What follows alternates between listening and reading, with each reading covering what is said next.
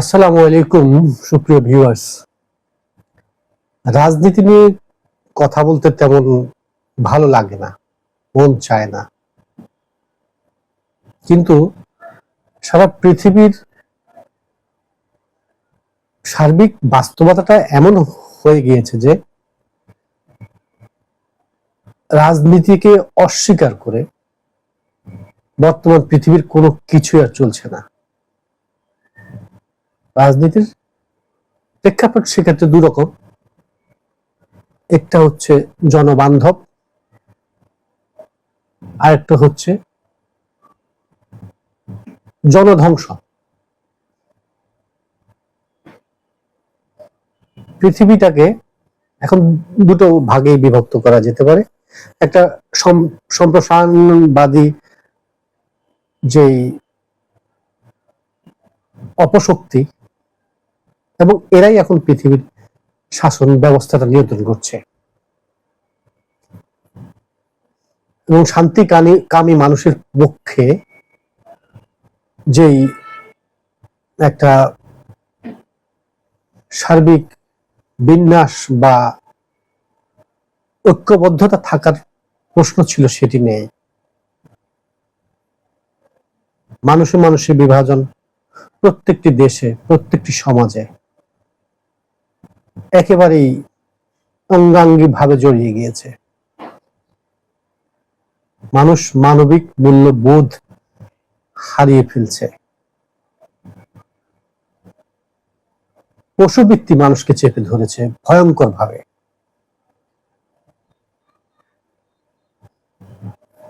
আজকের বাস্তবতা আমরা যদি দেখি,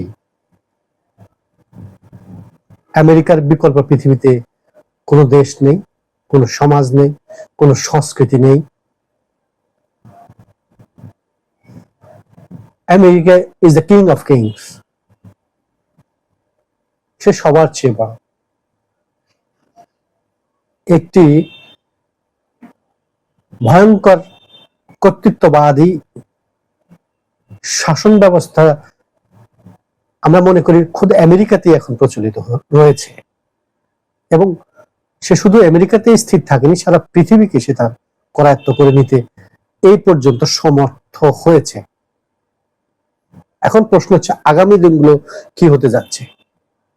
একদিকে শান্তিকামী মানুষ, আরেকদিকে পশুবৃত্তি, হিংস্র জানোয়ার বৃত্তির আরেকটি গ্রুপ। কিন্তু সবচেয়ে ভয়ঙ্কর বিষয় হচ্ছে, আপনি যদি বৈশ্বিকভাবে পর্যালোচনা করেন, প্রতিটি দেশে, প্রতিটি সমাজে এখন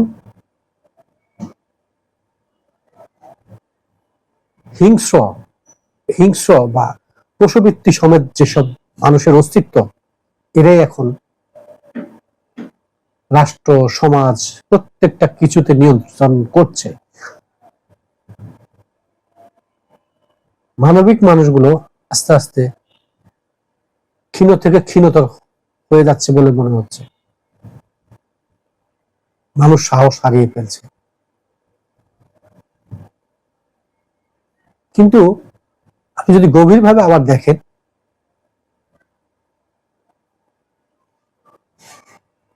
দানবীয় যে অপশক্তি, এরা কিন্তু সংখ্যায় মানুষের আকারে যদি আপনি বিশ্লেষণ করে এদেরকে ডিভাইড করতে যান, মানবিক মানুষ এবং অমানবিক মানুষ, হিংস্র মানুষ, তাহলে দেখবেন যে পৃথিবীতে এখনো মানবিক মানুষের সংখ্যাটাই বেশি। কিন্তু এই মানবিক মানুষগুলো দানবীয় অপশক্তির দৌরাত্বের কাছে একেবারেই পর্যদস্ত, যার কারণে মহান আল্লাহর সৃষ্টি, এই বিশ্ব জগৎ, এই পার্থিব জগৎ যদি বলি, শুধু মানুষের বসবাসের জন্য যে জগৎ, এটা এখন মনে হয় যেন সেই ইয়াউমিদ্দিন বা পরকালে যে জাহান্নাম, এরকম একটা ভূখণ্ডে পরিণত হয়েছে। এখন আমাদেরকে কি করতে হবে? তাহলে পৃথিবীর শান্তি কামী মানুষ কি করবে? এটাকে জীবন দিয়ে দিবে? এরা কি করবে? মহাপুরুষের বাণী কোনো কাজে আসছে না। ঈসা, মুসা, মোহাম্মদ সাল্লাল্লাহু আলাইহি ওয়াসাল্লাম, নানক, কবির, রাম, কৃষ্ণ, কাহারও আদর্শ, কাহারও দর্শন এই বর্তমান বৈশ্বিক ব্যবস্থাপনা কোনো কাজে আসছে না। কি ভয়ঙ্কর ভয়ঙ্কর বিষয়। আজ থেকে সেই অল্প কিছুদিন আগেই আমেরিকা, যারা গণতন্ত্র এবং মানবতার ধ্বজাধারী বলে নিজেদেরকে বিশ্বে এস্টাবলিশ করতে চায়, স্বাধীন সার্বভৌম ভেনেজুয়েলার রাষ্ট্রপ্রধানকে কিভাবে সেখান থেকে তুলে নিয়ে আসা হলো।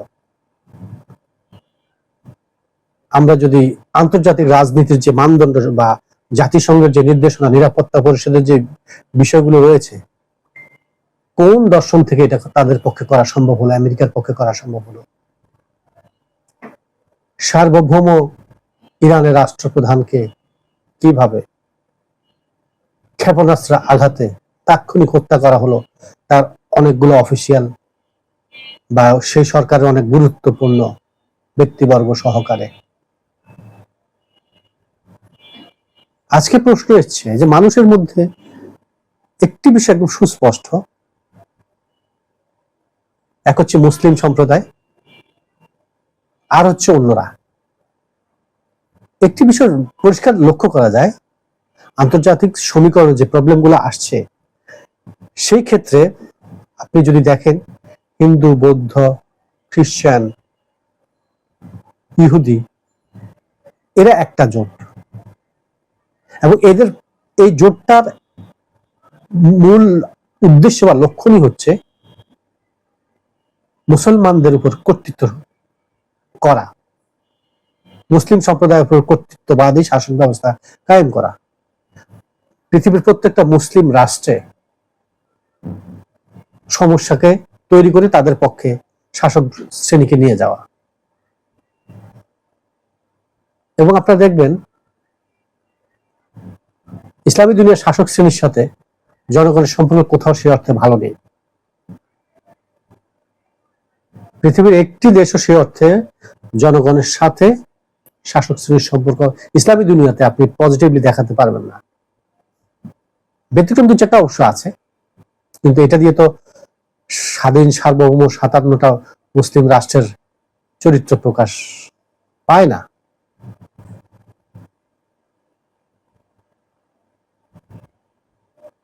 ইসলামের অভ্যুদয়ের সাথে যেই মানবিক বিশ্ব প্রতিষ্ঠিত হতে শুরু করেছিল, খেলাফায়ে রাশেদা বা তার পরবর্তী সাহাবাদের শাসন আমলে, বা সে উমাইয়া খেলাফত বা আব্বাসীয় খেলাফত, সেই মুসলমানদের যে একনিষ্ঠতা রাষ্ট্রের প্রতি, জনগণের প্রতি, উম্মার প্রতি, সেটা এখন ইসলামী দুনিয়ার কোথাও নেই। বিভাজিত ইসলামী দুনিয়া খন্ড খন্ড হয়ে বসে আছে। ঠিক ইসলামী দুনিয়া খন্ড খন্ডে বিভক্ত হয়েছে, তার মুসলমানদের মধ্যে প্রত্যেকটি সম্প্রদায় খন্ডে খন্ডে বহুদা বিভক্ত। এই মুসলিম সম্প্রদায়ের উপায় কি? কে এদেরকে রক্ষা করবে? মুসলিমদের মধ্যে এখন পড়াশোনা নেই, কোনো জ্ঞান অর্জনের বিষয়টি তাদের মধ্যে নেই। গত 200 বছরের হিস্ট্রিতে আমরা যদি জাজ করি, আজকের যেই তথ্য প্রযুক্তির যে সময়, যে যুগ, আছে কি এই সকল ক্ষেত্রে মুসলিম কোন বিজ্ঞানীর, কোন সায়েন্টিস্টের, কোন সমাজবিদ, সর্বক্ষেত্রে আর কি কোন আছে কি মুসলমানদের কোন অবদান? আজকে আরেকজন ইবনে খালেদুন হচ্ছে না, একজন ইবনে সিনা মুসলিম সম্প্রদায় থেকে আসছে না, একজন আবুল কাসেম আল জাওয়াহিরি আসছে না, একজন আল জাবের আসছে না, একজন আল বেরুনি আসছে না। কারণ মুসলমানরা এখন ভোগ বিলাসে মত্ত হয়ে বসে আছে, জনগণের সাথে দূরত্ব সৃষ্টি করে পশ্চিমাদের দল দাসে সেবা দাসে পরিণত হয়েছে। এই মুসলিম সম্প্রদায়কে রক্ষা করবে কে? রাজনীতির ইতিহাসে ব্যতিক্রম থাকে। প্রত্যেকটা দেশেই, প্রত্যেকটা সাম্রাজ্যে, প্রত্যেকটা সমাজে কালে কালে পরিবর্তন হয়েছে।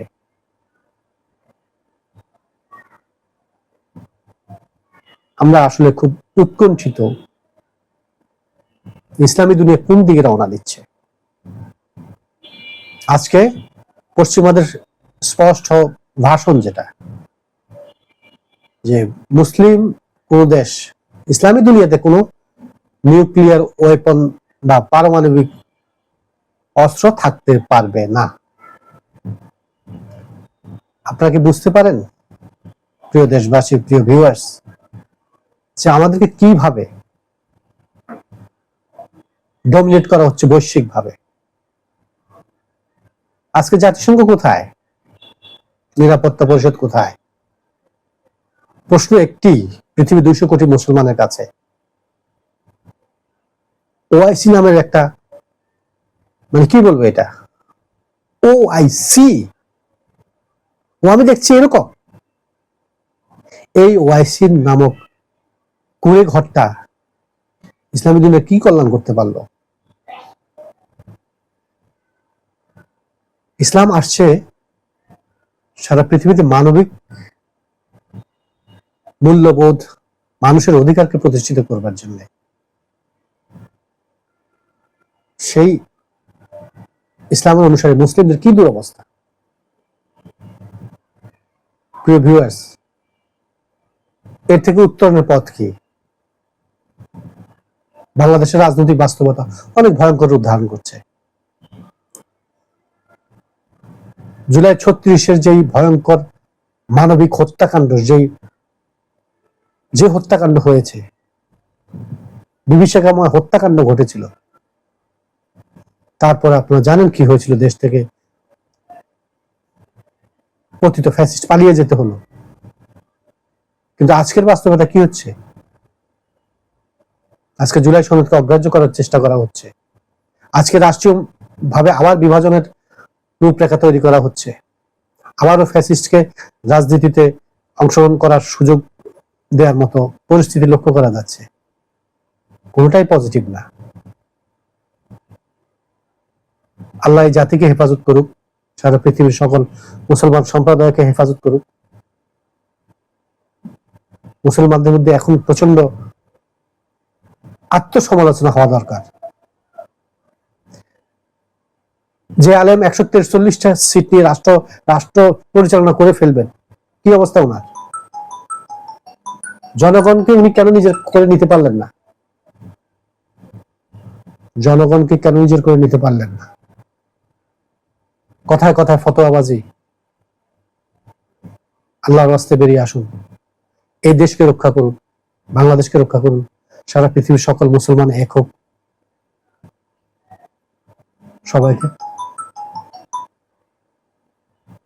সবাইকে আল্লাহ হেফাজত করুন। আসসালামু আলাইকুম ওয়া রাহমাতুল্লাহ।